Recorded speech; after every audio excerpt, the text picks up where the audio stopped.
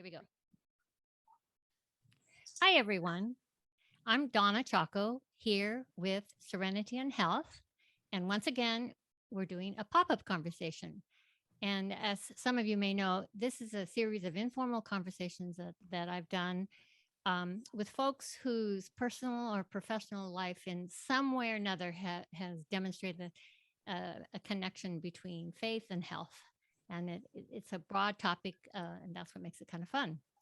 And so here today, I have Reverend Dr. Becca Ehrlich. Hi, Becca. Hi, it's good to be here. Very, very happy that you're here. Becca hails from New York City at the present time. She's an ordained pastor in the Evangelical Lutheran Church and presently working as an associate dean for community life at the General Theological Seminary. I got it.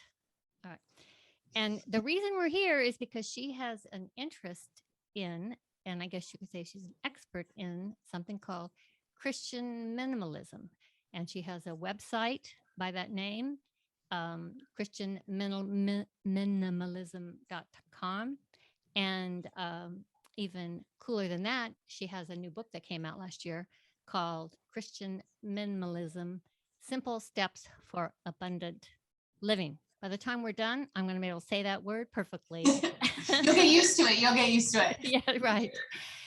So anyway, Becca, it's really wonderful you could join me. I just the expression Christian minimalism doesn't draw in the topic of health directly, but we're going to get to how that connects to health. So maybe you could just tell us what that is and how you got to be an expert in Christian minimalism. Well, the definition I use for minimalism itself is a focus on the aspects of life that matter most and intentionally removing everything else. So basically the idea is to pare down our lives to what's most important and live intentionally. That sounds kind of remedial, but a lot of times we end up living on automatic pilot or do things out of obligation or feel like we have to, or society's expectations, and we don't necessarily live the way that we feel focuses on the most important things and how God is calling us to live.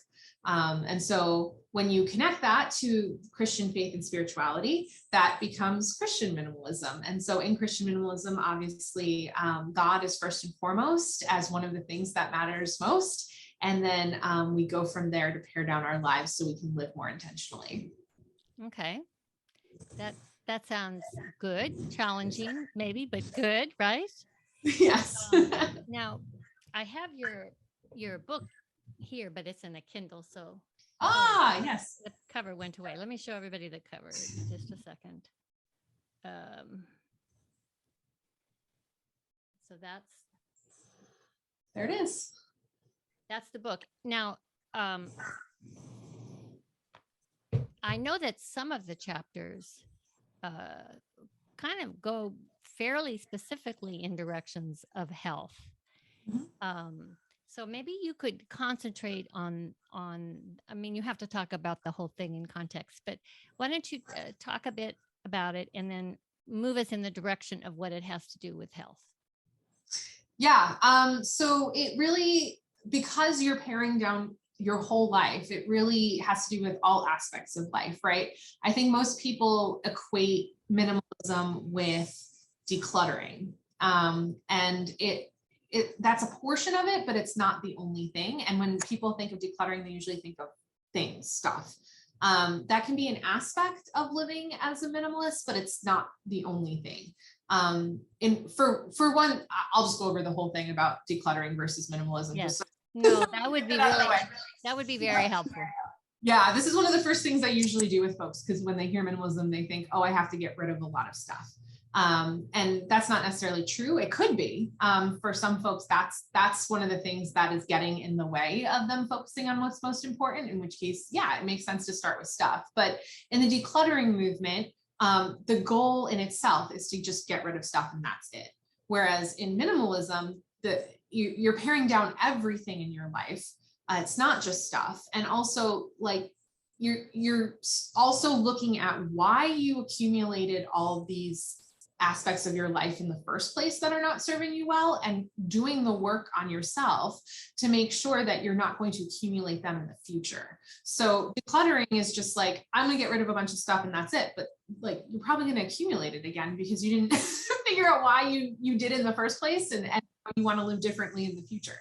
And so that's how minimalism is different. It's about paring down your schedule, how you use your time, your media usage, how you spend money, that sort of thing. It's literally every aspect of your life getting pared down so you can focus on what's most important.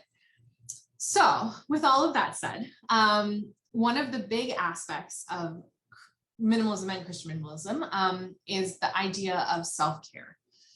There's a very interesting way we talk about self-care in society. It's usually like a treat yourself type idea where it's like buy more stuff, or like go eat some chocolate, or like, I don't know, get a massage. And those things aren't bad in themselves, but it's not necessarily really taking care of yourself in a holistic way, thinking through how can I make taking care of myself physically, mentally, emotionally, financially, socially, intellectually, spiritually, on all aspects of my life, and making that a priority and paring down my life so I have the time and energy and resources to do that.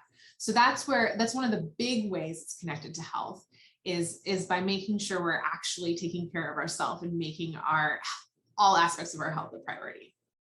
So I have a question. One of the things that just has always struck me is how dominant is the negative effect of stress on our lives in terms of happiness, contentment, relationships, and health, and spirituality, everything. So is it stressful to try and do all that change, to make all those changes? Yeah, but the cool part, I mean, I don't know if I would use the word stressful. I think it's, I guess it could be stressful. For me, it was a lot of emotional upheaval. It was dealing with a lot of like the part of myself I don't want to deal with, like why I had an issue with online shopping in the first place, and fallen into spending habits that were not helpful. And so it's about confronting those parts of us that are keeping us from living a life that is much better. Yeah. And so for me, I mean, it's not super glamorous, for example, to like go through your stuff and pare down, right? Like if you're doing the physical stuff, Right. the things, it's not glamorous, it's work. But with that said, it's so different. For example, like even if you cleaned out a drawer, right? You know what it feels like when you clean out the drawer and you see this like beautifully organized, not cluttered drawer. There's this, right? I wrote a whole blog about my clean drawer. See? Yes. There you And there's like this relief and this sense that you can find everything. And, you know, it's easy to say, oh, well, a drawer, it's not a big deal, but like, it's a big deal when you pull out that drawer and you're not stressed to try to find the scissors, you know, like when you need the scissors, you can find them right away and you don't have to worry about it. And that saves time and energy and stress. And so, making sure you have that final goal of like, you know, the general goal of I want more time, energy, and resources to focus on the most important things, but a personal goal of like, because I didn't have to spend 5 minutes rummaging around a drawer to find scissors, I have those 5 minutes to spend with my family, you know? So finding those specific goals as to why you're doing it is really what's going to keep you going when you are in the process of paring down. Yeah, I see. So did you approach it, or do you recommend approaching it in some specific sequence? I guess it's different for everybody, or yeah, it's all dependent on what you've accumulated a lot of and you need to pare down, right? So I started with physical stuff because that's just what I had to do. And then I worked on my schedule, which was very close behind, because I was one of those people that said yes to everything and I'll rest when I'm dead, which is not good for your health. As I found out, someone with a chronic illness, I could not physically do that anymore. So I started really, really small. Literally, I talk about drawer because that's the example I use all the time. We did literally a drawer a day.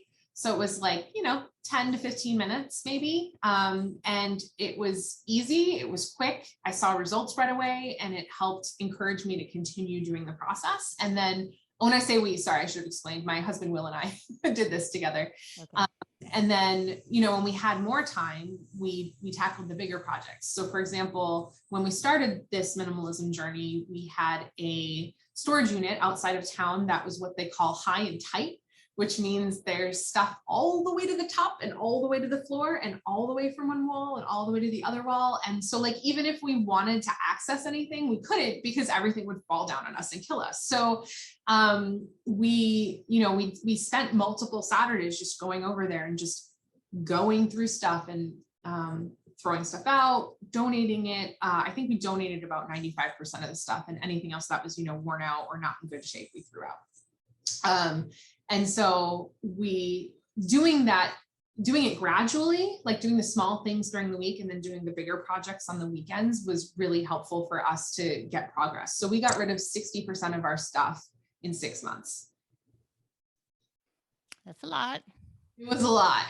But it was totally worth it, and then we ended up, when we moved to New York City, as a lot of people know, apartments in New York City are notoriously small. And so we ended up having to get rid of even more things. And it was a lot easier to do that because we had already pared down a lot when we moved previously. And so and now we own what we need to own to function in life. And that's great. We're not extreme minimalists, right? Like, we have art on our walls. I have knickknacks and things. Obviously, behind me, I don't have completely empty bookshelves. But you can see that my bookshelves aren't completely filled because I got rid of books that I just don't use regularly. Yeah. Okay. So that's the stuff part. And then, it's so interesting just to hear you talk. It's so obvious how this is all interrelated, the body, mind, and spirit, which is like a common theme, because letting go of your stuff is personal as letting go of yourself. And the spiritual Jesus tells us to get rid of our stuff before we go do the mission. And that's all part of it, I guess, huh? It is. Yeah. One of my favorite examples of this is the story of the guy who's like, I'm going to build bigger barns and I'm going to stockpile. We usually call him the rich fool, right? He builds all these barns so he can fill them with stuff and food and whatever, so he can live large. And then God is like, you're a fool. Like, you're going to die tonight. And what's going to happen to all the stuff, And too often I think we live like that because consumer society tells us that we should continue to consume and buy and accumulate. And then in reality, like, when we're not here anymore, what happens to that stuff? We can't get with us when we die. So all of that time, energy, and resources are just lost and gone.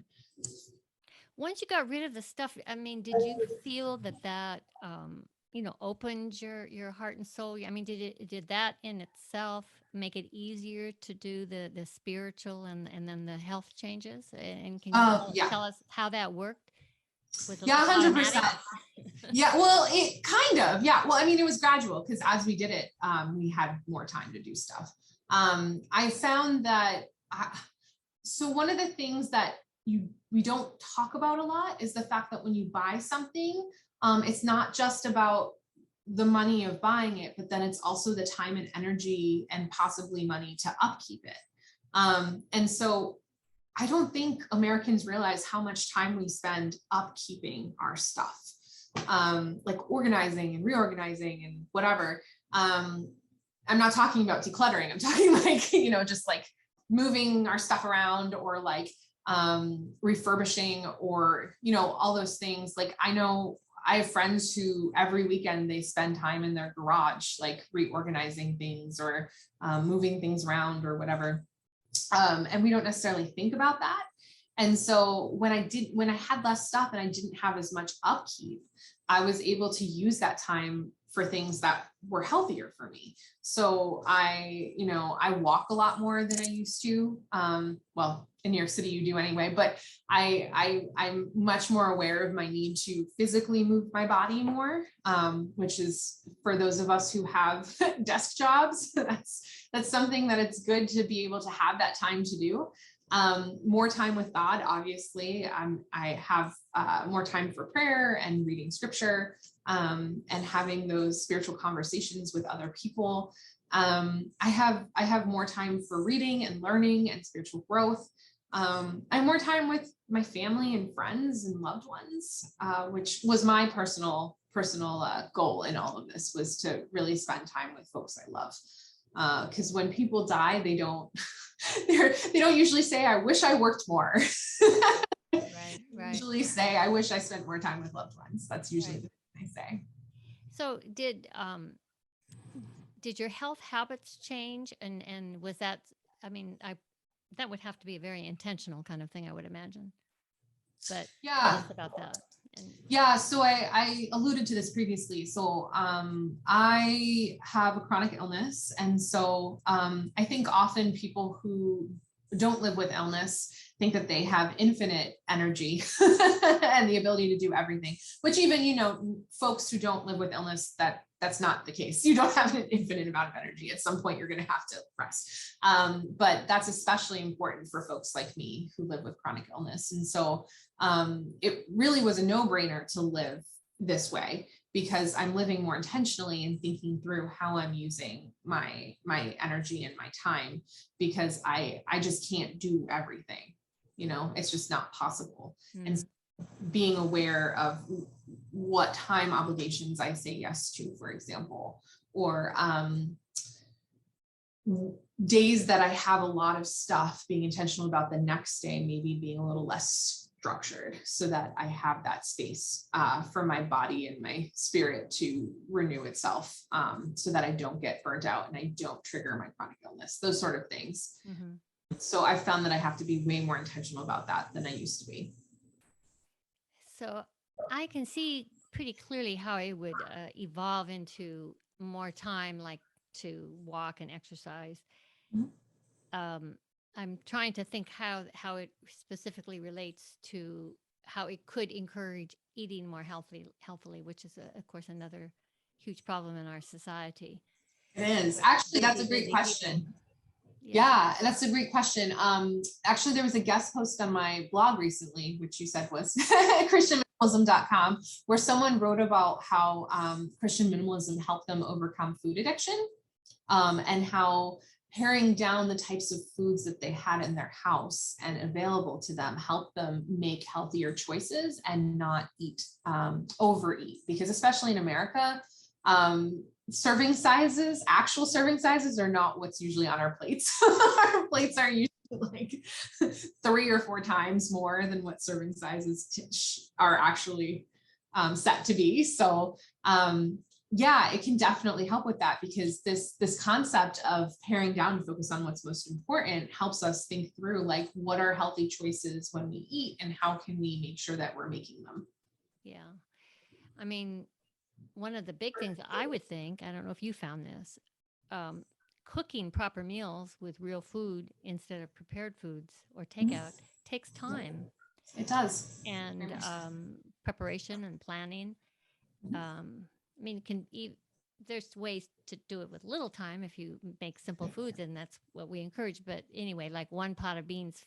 Was that you who said? No, that was I was speaking, it was somebody we know, Cynthia Damascus, talking about Christian nutrition. You like just make 1 pot of soup for the whole week, and then you can have it for lunch one day and a little bit as a side dish for dinner another day. And I would think that kind of a move would fit perfectly into Christian minimalism. Yes, most definitely. I think people don't use their freezers enough. Oh, yes. I love freezers. Absolutely. The best. We freeze like pretty much every leftover, and then you don't have to worry about it going bad in the fridge. Absolutely. One big pot of lentils. Yep. And freezing. And it's such a wonderful treat to take out a whole thing from the freezer and not have to, and just, it's there, ready to go. Wow. You're all good to go. Yeah. So, what were there obstacles along the way? What were the hardest things in any of it, in any of what your minimalism efforts? Yeah, you'll get it by the end. I will. I will. Yeah, I mean, I talked about this a little bit, but just the idea of confronting those parts of me that aren't so great to think about as to why I accumulated habits and stuff and ways of being that were not helpful. And anytime you change a worldview, right, that's going to be hard work. And so making those changes in my life and like thinking through budget and what we use our resources for and how can we better use them to serve God and others, those things. There weren't necessarily obstacles except for myself. If that makes sense. Like just sometimes I would get in my own way. There's a story in my book about how I was paring down my clothes when I first started the journey. And I literally like took out I started second guessing the fact that I was going to donate a hoodie, and it ended up like putting it under the pile of clothes that I decided to keep. And so I was like literally hiding this hoodie from myself. It was weird. It's like, you know, and so finally I got over that and, you know, pulled the hoodie out and put it back on the donation. Yeah. Like we get in our own ways so many times of trying to change because it's just easier for us to stay. Yes. Well, habits are very strong, bordering on addiction. I mean, this Lent I put more thought than usual into my what my Lenten practices would be. That's why I was talking to Cynthia, the nutritionist, and so interesting to hear the fasting habits of the Orthodox. But anyway, I decided I would do a certain amount of abstaining, but I was also part of the plan was to cut back on the frequency with which I check my phone, because I really have noticed over the last couple of years that I check it way too often. I mean, I got rid of the notifications, but still. Yep. And that has been the hardest thing for me to do. And I mean, that's myself, but that's, I guess, addiction as well. That we all have, that we all share, or most of us. Yep. Did you struggle with that? A little bit, yeah. Social media and media usage in general, I watched like way too much TV, way too much. And so I'm much more intentional about what shows I spend my time and energy on. Yeah. And that way, you know, that freed up some time to do other things with my life. As far as social media, I also turned off the notifications and like just putting it on do not disturb and it's funny. They did studies where if you have your phone out, like on the table while you're eating, you're more likely to look at it, like turn it on and look at it more. You are if it's away and in your pocket while you're having dinner with somebody. Yeah. Idea of you know, having when you are in situations where you don't have to be on call or, you know, have your phone near you, just like putting it out of your view really change how you think about using your phone. My husband does this thing where he takes off all his social media accounts off his phone periodically just to like break himself of the habit of just scrolling mindlessly through. I mean, social media isn't bad in itself, but all of us have had the experience where we get sucked in and we're like an hour went by and we were just scrolling through newsfeed and it wasn't edifying at all. You know, you're like, well, that's my life that's gone and I can't get it back. The cat videos. So, exactly. Yes. You know, like a 10 minutes of cat videos. Wonderful. An hour of cat videos, man. Think of what else you could have been doing with that. You know? Well, you know, the phone example is interesting because the less stuff you have laying around or visible or own, the less distractions. And so you could not just get drawn into something, you could decide that at this moment, I wish to do such and such. Yep. And that's the whole like intentional living thing, right? Like just being intentional about how we're using our phones and our social media. All right. So now here's another question. It's so easy to go overboard and to lose track of how to balance our efforts. I mean, we all have done it. We've seen it, whether it's a diet or an exercise program or, fasting, or we're trying not to sin. So we become crazy about and get scrupulous, or there's just so many examples where a healthy balance wasn't achieved. And from a spiritual point of view, Jesus doesn't make it simple when he tells us to be perfect. So how do you advise finding a balance in all of these things? How do you know is enough that you have gotten rid of? Yeah, that's a great question. And the enough point is different for everyone.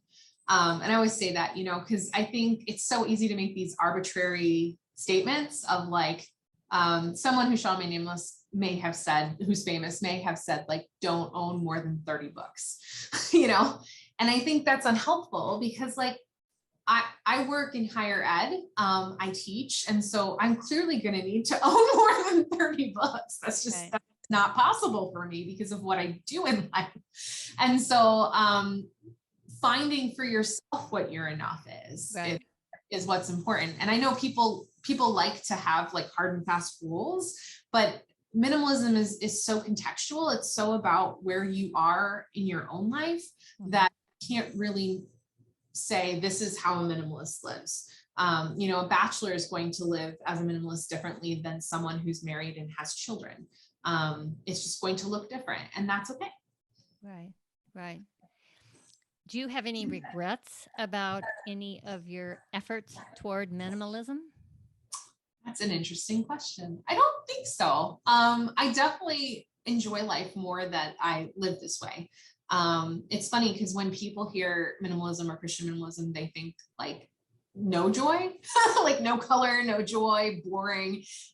When the reality is like I have more time and energy and resources for like joy and fun things in a way that I didn't before. I was actually more stressed and was having less fun in life than I do now.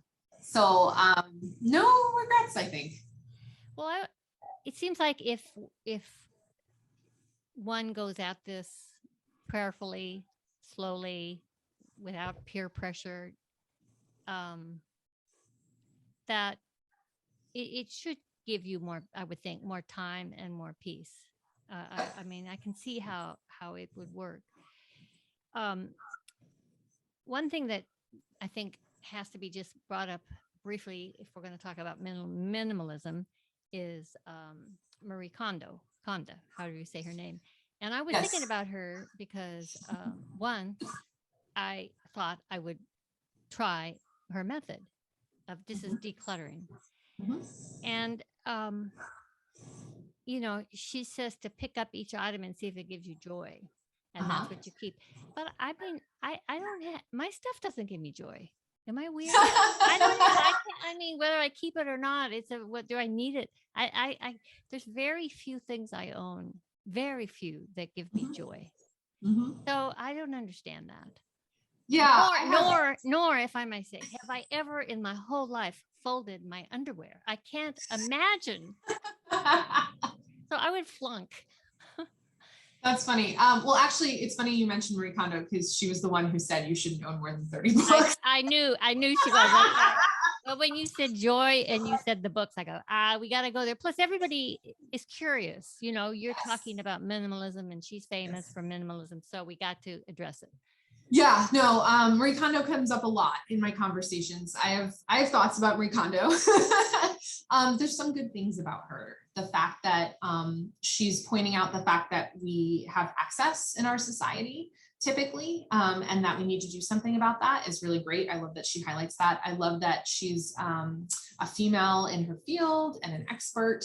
I love the way she encourages people to fold shirts was amazing. Where you put them in your drawer like this as opposed to on top of each other. Yeah. So you see them like perfect, wonderful, love that technique. There's some things I also was an early adopter and tried her method, and there were some things for me that just didn't work, and that's why I went more the minimalism route than her. She tends to fall under the umbrella of decluttering, because it's all about stuff and it's all about getting rid of that stuff. and it's a one and done process for her. So like even on her Netflix show, she tells people at the end, you've graduated from the KonMari method, like it's done. Yeah. In reality, this process is not done. I mean, you're Right. always going to have to reevaluate what's most important and what's adding value to your life and what you should keep in your life and what you shouldn't. So that it's not about stopping the process at any point. Like you don't arrive and say, I'm now a minimalist, you know, like Right. it's a consistent journey. One of the other things that you brought up is the whole touching things to find joy. So for her, she's from the Shinto faith. And so for her, like touching that thing is like a spiritual experience. But we don't really share that in the Western world. So when we're touching stuff and seeing if it brings us joy, we're actually encouraging more emotional attachment to stuff. And that was what I was trying to break in my own life, was it emotional attachment to stuff. I wanted to stop doing that. And so that part of the technique didn't work for me. And also the idea that like, she's coming from a different faith perspective, which is fine. But like as Christians, we have to think through like how to use a technique from a different faith tradition and what we want to use and what we don't. Yeah. Those were some of the things that I came across when I was using her technique. Okay. That's great. Yeah. Well, why don't you, since we're nearing the end, if you have a few tips, specific tips you might have to offer our viewers? Yep. Find your why or your reason for doing it. That's gonna be the thing that keeps you going when it's not super glamorous, bearing down your life. Sometimes it's easy and it works and it flows, and then other times you're like, I can't believe I have to do this. So knowing your why, not being afraid of confronting those things in yourself that you want to change, and starting small. Like I said, we started with a day. Start by crossing off 2 things this week on your schedule. Start by spending 2 hours not on your phone, you know, like just start really small. And that way it'll help you to continue the process. That sounds really wise. That sounds really wise. As you were talking about the Christian side of it, I was thinking, you know, of the, let's see, who said it? He must decrease so I must decrease so he can increase. So that's kind of like the ultimate minimalism, right? We Yes. What we are, what we have is not that important. And it just seems like it's an approach that would make us happier. And because of the whole mind body connection stress thing, more healthy as well.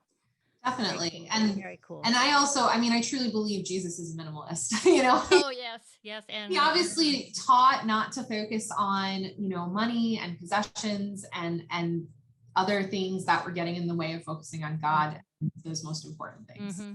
Yep. Well, we have someone to imitate for sure.